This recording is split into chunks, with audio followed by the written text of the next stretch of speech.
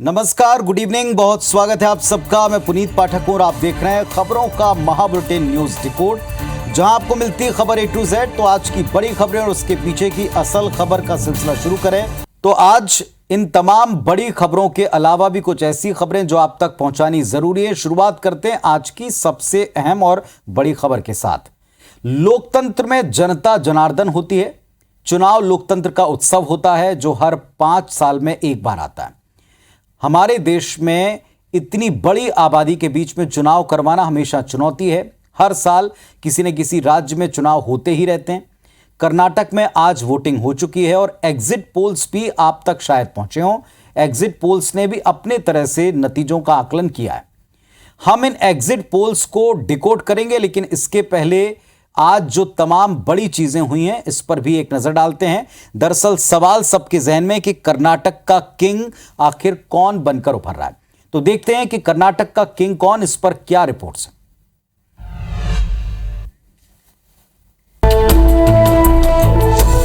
Mask लगाए ये हैं इन्फोसिस के संस्थापक नारायण मूर्ति, जो बेंगलुरु में बुधवार को अपना मत डालने पहुंचे। बुधवार को कर्नाटक की जनता ने अगले 5 साल के लिए पार्टियों के राजनीतिक भविष्य को ईवीएम में कैद कर दिया। इधर नेताओं का भक्तिभाव भी दिखा। मतदान करने के पहले कर्नाटक के सीएम बसवराज बोम्मई गायत्री मंदिर में पूजा अर्चना करने पहुंचे। वोट डालने के साथ साथ नेताओं ने अपने अपने पक्ष के जीत के दावे भी दोहराए। For the success of democracy and future of Karnataka,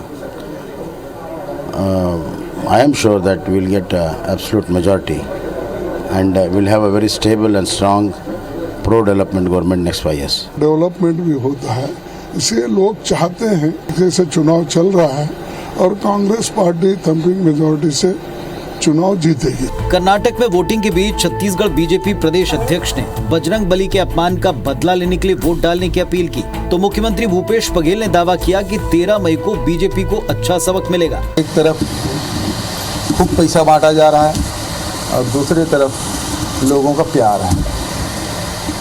तो मुझे उम्मीद है कि भारतीय जनता पार्टी को सबक मिलेगी 13 तारीख। तो इस तरह कर्नाटक में वोटिंग प्रक्रिया पूरी हुई है। अब नजरें 13 मई पर टिकी हैं, जब चुनाव के नतीजे आएंगे। तो कुल मिलाकर 65% मतदान हुआ है। वोटिंग की खबर आपने पूरे दिन भर की रिपोर्ट के तौर पर देख ली। अब जो एग्जिट पोल्स दिखा रहे हैं, जरा इसको भी डिकोड कर लें। पहली बात यह कि कर्नाटक चुनाव की वोटिंग के बाद देश की जितनी भी बड़ी एजेंसियां, उन सब ने यहां सर्वे किया, क्योंकि इस साल बहुत से राज्यों में चुनाव, उनमें से कर्नाटक में एक शुरुआती माहौल बनता दिख रहा है। एक बात साफ होती है कि इस बार बीजेपी सत्ता से बाहर होने वाली इन एग्जिट पोल्स में नजर आ गई। कांग्रेस को बहुमत मिलता दिख रहा है। सभी सर्वे का औसत अगर आप निकालें तो बीजेपी को अब की बार वहां 224 में से 80 से 90 सीट्स के बीच में मिलती दिख रही हैं, जबकि कांग्रेस पार्टी को 100 से 115, 113 का वहां बहुमत का आंकड़ा है। ये लेकिन प्रेडिक्शन है सर्वे के आधार पर। जेडीएस 20 से 25 सीटों के बीच ठहर सकती है कहीं। अगर इस औसत पर और इन सर्वे पर भरोसा करें, अगर ऐसा ही होता है तो संकेत साफ है। पहला, अगर कांग्रेस बहुमत से कुछ दूर रह जाती है तो कांग्रेस और जेडीएस मिलकर सरकार बना सकते हैं, ऐसा पहले भी हुआ है। दूसरी बात, बीजेपी को सत्ता विरोधी लहर का सामना करना पड़ा। तीसरी बात, येदियुरप्पा ने प्रचार की कमान नहीं संभाली थी, जिसका नुकसान बीजेपी को साफ तौर पर दिखता है। चौथी बात, कर्नाटक की जनता ने अपनी उस परंपरा को दोहराया जिसमें वो हर 5 साल बाद सरकार को बदल देती है, अल्टरनेशन में मौके देती है। पांचवी बात, कर्नाटक में अगर कांग्रेस जीतती है तो ये उसके लिए संजीवनी का काम करेगा। इस साल बहुत से राज्यों में चुनाव है, जिसमें एमपी, सीजी, मध्य प्रदेश, छत्तीसगढ़ शामिल है। वहां भी इसका असर होना तय माना जा रहा है। अंतिम बात, राहुल की भारत जोड़ो यात्रा की भी अग्नि परीक्षा थी और ये कामयाबी ये कहने के लिए काफी है कि उस यात्रा का कितना असर भारत पर पड़ा है, स्पेशली दक्षिण भारत पर पड़ा है। चलिए अब आते हैं सियासी खबरों से जुड़े एक और बड़े एंगल, जो राजस्थान में दिखा लेकिन जुड़ा कर्नाटक से।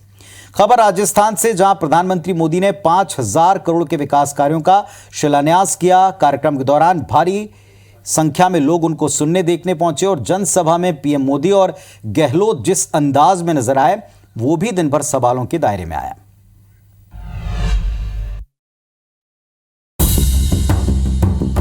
बुधवार को कर्नाटक में वोटिंग हुई। इस दौरान प्रधानमंत्री मोदी ने राजस्थान का अहम दौरा किया। यहां उन्होंने नाथद्वारा में भगवान श्रीनाथ जी के दर्शन के बाद रेल लाइन समेत 5000 करोड़ के प्रोजेक्ट का शिलान्यास किया। इस दौरान मंच पर उनके साथ राजस्थान के मुख्यमंत्री अशोक गहलोत भी नजर आए। प्रोटोकॉल के मुताबिक जनसभा को पहले गहलोत ने संबोधित किया, जिसमें उन्होंने तंज कसा कि राजस्थान विकास के मामले में गुजरात से आगे हो गया है। पहले हम गुजरात से मुकाबला करते थे तो लगता था कि हम बहुत पीछे हैं। अब मैं समझता हूँ पीछे नहीं हैं, काफी आगे बढ़ चुके हैं। ये सीधे सीधे प्रधानमंत्री मोदी के विकास के दावे और गुजरात मॉडल पर एक वार माना गया। भला अपनी वाक पटुता के लिए पहचाने जाने वाले प्रधानमंत्री मोदी कहाँ चूक थे। कुछ लोग ऐसी विकृत विचारधारा के शिकार हो चुके हैं, इतनी नकारात्मकता से भरे हुए हैं, देश में कुछ भी अच्छा होता हुआ वो देखना ही नहीं चाहते और उन्हें सिर्फ विवाद खड़ा करना ही अच्छा लगता है। कहने का मतलब ये कि किसी भी सार्वजनिक कार्यक्रम का मंच भी सियासी आरोप प्रत्यारोप से अब अछूता नहीं है। तो पीएम मोदी का चिर परिचित अंदाज, उनकी वही शैली, उनकी वही वाकपटुता, उनकी वही धारदार स्पीच, सही वक्त पर सही तरह से सही जगह पर चोट करना उन्हें बखूबी आता है। अब सवाल ये उठता है कि राजस्थान का दौरा, वो भी आज के दिन इस वक्त पर, ये अहम क्यों है। डिकोड करते हैं। क्रिकेट में टाइमिंग आपने देखिए बड़ी इसकी भूमिका रहती है। परफेक्ट शॉट, परफेक्ट टाइमिंग बड़ा ज़रूरी होता है। बीजेपी इस परफेक्ट टाइमिंग को काफ़ी आगे लेकर चलती है, इसमें मास्टर है। बुधवार को वोटिंग होनी थी, चुनाव प्रचार हो नहीं सकता था, लेकिन वोटिंग से एक दिन पहले याद होगा आपको, कर्नाटक की जनता के नाम एक पत्र लिखकर ट्वीट किया, देश भर में चर्चा बनी। और फिर बुधवार को ठीक वोटिंग वाले दिन और उसी समय पर प्रधानमंत्री राजस्थान के दौरे पर रहे, जिसके मंच से कर्नाटक के मतदाताओं को एक मैसेज भी वहां से देने का प्रयास किया। सब कुछ पॉलिटिकली करेक्ट या यूं कहें परफेक्ट। दूसरी बात, राजनीतिक पंडित ये मानते और कहते आए कि बीजेपी एक पॉलिटिकल पार्टी नहीं बल्कि इलेक्शन मशीन है। पीएम मोदी ने अपना फोकस अब उन राज्यों पर साफ तौर पर दिखा दिया है जहां इस साल चुनाव हैं। इन राज्यों में राजस्थान भी शामिल है और एक बड़ा स्टेट है। आने वाले महीनों में पीएम के दौरे की फ्रीक्वेंसी मध्य प्रदेश, छत्तीसगढ़ में बढ़ना भी तय है। रणनीतिक स्तर पर यह बात बीजेपी को बाकी दलों से अलग करती है और इसमें कोई भले ही मीन मेक निकाल ले, लेकिन इसे हम जो कह रहे हैं पॉलिटिकली आप गलत नहीं ठहरा सकते, क्योंकि अपनी पार्टी को जिताना, सत्ता मिलाना और उसके लिए जो कुछ भी तय दायरे हैं उसके बीच करना गलत नहीं है। आखिर आप पॉलिटिक्स में हैं। अगली खबर मध्य प्रदेश से, जहां कांग्रेस नेताओं का यू टर्न आज उनको सुर्खियों में लाया, लेकिन सवाल उन पर बार बार उठे। मामला बजरंग दल पर बैन विवाद का है, जिस पर कांग्रेस नेताओं के जो पहले वक्तव्य थे, अब उससे उन्होंने यू टर्न ले लिया है।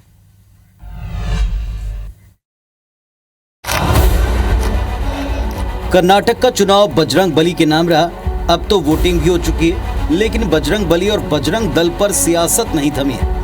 बजरंग दल पर दिए बयान पर कांग्रेस नेता मुकर गए। पहले किसने क्या कहा, ये सुन लीजिए। यदि हम करेंगे तो दोनों संगठनों के साथ ऐसा व्यवहार करेंगे। एक PIF क्या है, PFI, एक बजरंग दल, तो यदि ये विमनस्ता बढ़ाते हैं उस पर बैन लगाना। कांग्रेस नेताओं के इस बयान पर भाजपा एक बार फिर हमलावर है। जी, बजरंग दल पर प्रतिबंध लगाने का आपके नेता बोल रहे हैं। हम तो आपको जब मीर माने जब राजस्थान, छत्तीसगढ़ और हिमाचल में लगवा दो। कांग्रेस बड़ी मुश्किल से बहुसंख्यक आबादी को साधने की कोशिश कर रही है। इसी बीच सज्जन सिंह वर्मा और कांतिलाल भूरिया के बयानों से समीकरण बिगड़ता देख कांग्रेस को अपना स्टैंड साफ करना पड़ा। नेताओं के सुर कैसे बदले, ये भी देख लीजिए। इस तरह की किसी बात में शामिल नहीं है। मैं चाहता हूँ कि मेरा राष्ट्र भारत धर्मनिरपेक्ष राष्ट्र है। हर धर्म को, हर मजहब को, हर जाति के लोगों को अपना अस्तित्व रखने की और अपने धर्म को आगे बढ़ाने की बिल्कुल पात्रता है। बहरहाल एक और भाजपा मोदी मित्र अभियान के जरिए अल्पसंख्यकों को साधना चाहती है, तो दूसरी ओर कांग्रेस अपनी हिंदुवादी छवि को स्ट्रॉन्ग करने में जुटी है।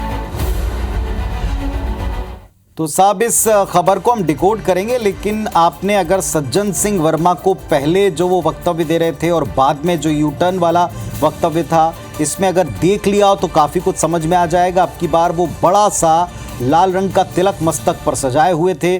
प्रखर हिंदूवादी राष्ट्र की बात करने वाले नेताओं के मस्तक पर कम से कम इतना तिलक तो होना चाहिए।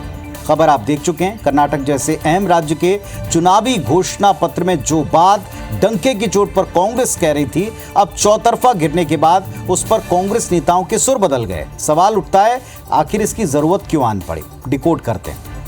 कर्नाटक में बजरंग दल पर बैन का वायदा करने के बाद इस मुद्दे को जिस तरह बीजेपी ने लपका, ये भला कैसे छूट गया किसी से आकलन में, ये अपनी जगह एक सवाल है। पर जिस अंदाज में देश भर में उसकी प्रतिक्रिया आई, कांग्रेस को समझ में आ गया कि उसने नो बॉल फेंकी है, जिस पर बीजेपी ने छक्का जड़ दिया है। कांग्रेस बेहद सधी तरीके से अपनी हिंदू विरोधी और मुस्लिम परस्त छवि को ब्रेक करने की कोशिश कर रही लगातार, और ऐसे में बजरंग दल पर बैन की बात कांग्रेस के लिए राजनीतिक तौर पर बड़ी नुकसानदेह साबित हो सकती है और कुछ हद तक हुई भी है। संभवतः नेतृत्व के इशारे पर, निर्देश पर अब डैमेज कंट्रोल साफ तौर पर किया जा रहा है, क्योंकि अब कर्नाटक के चुनाव हो गए। अब बारी एमपी सीजी की। आज के पॉलिटिकल सिनेरियो में जानकार भी मानते हैं कि कांग्रेस और उसके थिंक टैंक को अतीत से सबक लेना चाहिए। ऐसे कई उदाहरण रहे हैं कि कांग्रेस नेताओं के बयान पार्टी की छवि हिंदू विरोधी के तौर पर स्टैब्लिश करते हैं और बीजेपी को मौका देते हैं। अब ये मौका ना मिले, इस बारे में तमाम नेता अच्छी तरह समझ लें तो बेहतर होगा। इधर छत्तीसगढ़ में कांग्रेस की प्रदेश प्रभारी कुमारी सैलजा ने बुधवार को सभी मंत्रियों के साथ 1-to-1 चर्चा की और इस दौरान राज्य सरकार के कामकाज, मंत्रियों के विभागों के संबंध में फीडबैक को लेकर भी बातचीत हुई है। साथ ही सत्ता और संगठन में बेहतर तालमेल का निर्देश भी मिला है।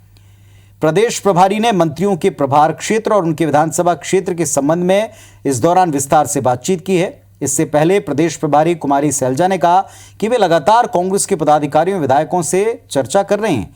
इसी क्रम में अब मंत्रियों की बारी है, इसलिए आए हैं। इन्हें सामान्य बताने की बहुत कोशिश की। बैठक में चुनाव की रणनीति तय की जाएगी, कामकाज को लेकर चर्चा होगी।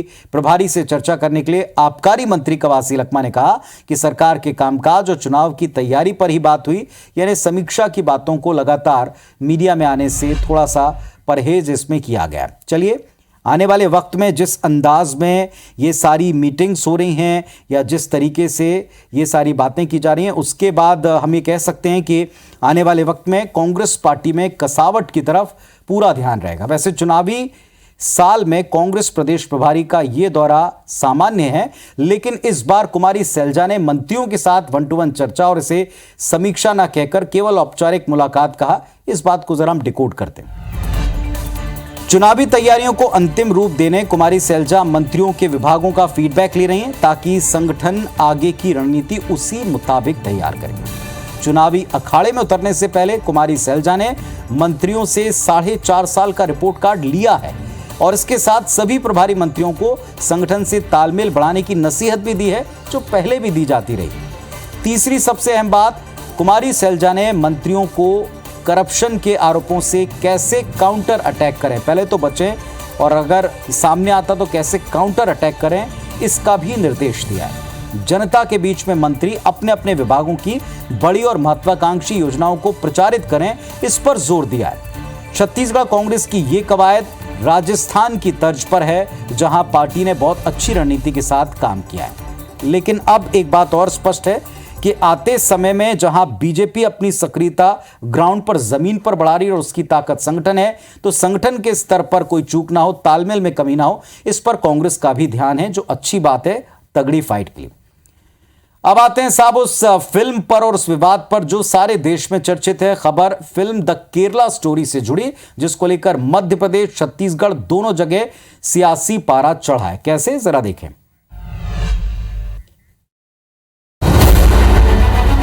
किसी के गले में भगवा गमछा तो किसी के गले में स्कूल का आई कार्ड, आंखों में फिल्म द केरल स्टोरी देखने की चमक और सिनेमा हॉल में व्यवस्था बनाते भाजयुमो के कार्यकर्ता। तस्वीरें मध्य प्रदेश के जबलपुर की हैं, जहां बुधवार को भाजयुमो ने स्कूल कॉलेज छात्राओं को मुफ्त में फिल्म केरल स्टोरी दिखाई। कई बीजेपी नेता अपने वोटर्स को ये फिल्म दिखा चुके हैं और साथ ही सीएम भूपेश बघेल, छत्तीसगढ़ कैबिनेट और प्रदेश की महिला युवतियों से इस फिल्म देखने की अपील भी कर रहे हैं। जागरूक करने वाली फिल्म है, इस फिल्म को सभी को देखना चाहिए और मैं सभी से आग्रह करूंगा कि इस फिल्म को अवश्य देखें, विशेषकर बेटियां। वहीं बीजेपी के इस फिल्म देखो दिखाओ अभियान पर सीएम भूपेश बघेल ने तीखी प्रतिक्रिया दी है। जो केरल का स्टोरी, इसको रमन सिंह जी को और पूरे परिवार को जरूर दिखाएं सरोज पांडे जी। पहले अपने घर वालों को दिखा ले सरोज जी, फिर दूसरे को दिखाएं। फिल्म केरल स्टोरी पर चल रही पॉलिटिक्स का असर ये कि फिल्म का बॉक्स ऑफिस कलेक्शन बढ़ता जा रहा है। फिल्म के सभी शोज हाउसफुल चल रहे हैं। तो खबर आपने देखी। अब वक्त है भारतीय जनता पार्टी के केरला स्टोरी वाले कार्ड को डिकोड करने का। सिनेमा और सियासत का बड़ा पुराना संबंध रहा है। फिल्म अभिनेता दलों का प्रचार करते हैं, इसके कई उदाहरण आपने देखे। आज भी कई स्टार्स आते हैं, लेकिन अब के साल द कश्मीर फाइल्स फिल्म के आने के बाद जो ट्रेंड बदला है वो ऐसा हो गया है कि अब सियासी दल फिल्मों का प्रचार करते हैं, बस उस फिल्म का एजेंडा उनको सूट करना चाहिए, यानी उनकी पॉलिटिक्स को सूट करना चाहिए। बीजेपी इस मामले में सबसे आगे है। बाकी दल अभी केवल बीजेपी की पिच पर खेलने के लिए मजबूर ही दिखते हैं। अब सवाल उठता है कि बीजेपी मुफ्त में फिल्म क्यों दिखा रही। दरअसल फिल्म केरल स्टोरी का नैरेटिव बीजेपी और हिंदूवादी संगठनों के नैरेटिव से पूरी तरह मेल खाता है। उनकी राजनीति को 100% सूट करता है। वही बातें वो पहले भी अपने बयानों में कहने की कोशिश करते हैं जो इस फिल्म में दिखाया। कश्मीर फाइल्स ने जहां कश्मीरी पंडितों पर जुल्म का मुद्दा उठाया, जिसे बीजेपी अक्सर उठाती आई है, इसी तरह केरल स्टोरी ने लव जिहाद का मुद्दा उठाया, जो बीजेपी का फेवरेट विषयों में से एक है। कुल मिलाकर ये फिल्में सामाजिक ध्रुवीकरण के मसले पर बीजेपी के लिए एक औजार की तरह इस्तेमाल हो सकती हैं। अब इसका इस्तेमाल कितना बीजेपी कर पाती है और कितना कांग्रेस इसे डिफेंड कर पाती है, ये देखना होगा। खबर है मध्य प्रदेश से, जहां विधानसभा चुनाव में बस अब कुछ दिन कह लें या कुछ महीने, ऐसे वक्त में मध्य प्रदेश में अधिकारियों का इधर से उधर होना तय है। शुरुआत हो चुकी है। कईयों के प्रभार बदल गए हैं या फिर तबादले हुए हैं। इसकी एक सूची आई। प्रदेश में राघवेंद्र सिंह को खनिज विभाग का प्रमुख सचिव बनाया गया है। वहीं मनीष सिंह जनसंपर्क आयुक्त बनाए गए, जबकि विवेक पोरवाल को सचिव जनसंपर्क का अतिरिक्त प्रभार दिया है। वहीं नवनीत कोठारी MD MPIDC बनाए गए।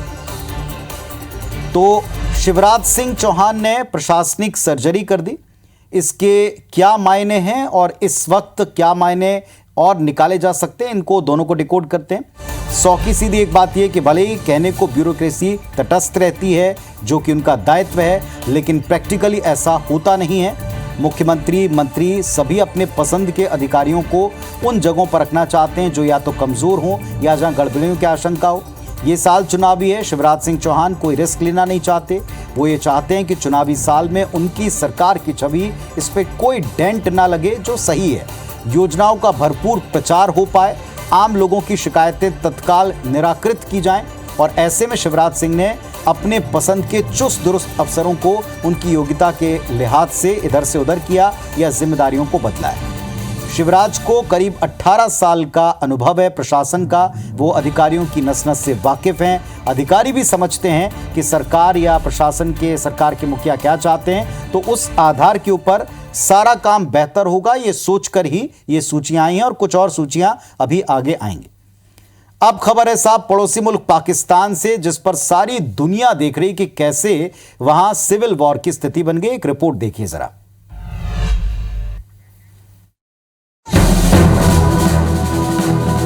हंगामा, प्रदर्शन, नारेबाजी और तोड़फोड़, तस्वीरें पाकिस्तान के अलग अलग शहरों की हैं, जिन्हें देखकर आप समझ सकते हैं कि पाकिस्तान में कैसे गृहयुद्ध के हालात बनते जा रहे हैं। PTI कार्यकर्ता और इमरान खान समर्थक इस्लामाबाद, लाहौर, पेशावर समेत तकरीबन पूरे पाकिस्तान में कोहराम मचा रहे हैं। पाकिस्तान में उपद्रव को शुरू हुए 24 घंटे से ज्यादा वक्त बीत चुका है। यह हंगामा तब शुरू हुआ जब पाकिस्तानी रेंजर्स ने इस्लामाबाद हाईकोर्ट पहुंचे इमरान खान को कोर्ट रूम से गिरफ्तार किया। इमरान की गिरफ्तारी के बाद उनका एक वीडियो भी वायरल हुआ, जिसमें उन्होंने अपने समर्थकों से प्रदर्शन करने की अपील की थी। बुधवार को गिरफ्तार इमरान खान को नैब की अस्थायी अदालत में पेश किया गया और कोर्ट ने इमरान खान को 8 दिन की रिमांड पर नैब को सौंप दिया है। इमरान खान पर एक ट्रस्ट की आड़ में करीब 60 अरब रुपए के गबन का आरोप है। तो जो उन पर आरोप हैं वो भी बड़े गंभीर हैं, और जिस परिस्थिति में जो एक्ट उनके साथ हो रहा है वो भी बड़ा गंभीर है। सारी दुनिया देख रही है, पाकिस्तान की आवाम इसे झेल रही है। लेकिन इन सब पर एक ही बात कही जा सकती है कि जो दूसरों के घर में आग लगाने के सामानों का बंदोबस्त करते हैं, अक्सर उनके घर भी झुलसते हैं, जैसा आज पड़ोसी मुल्क में दिखा। आज के न्यूज़ डिकोड में बस इतना ही। खबरों अपडेट्स के लिए आप देखते रहें IBS 24। कल पुनः आपसे मुलाकात होगी। अपना और परिवार का ख्याल रखें। नमस्कार, शुभ रात्रि।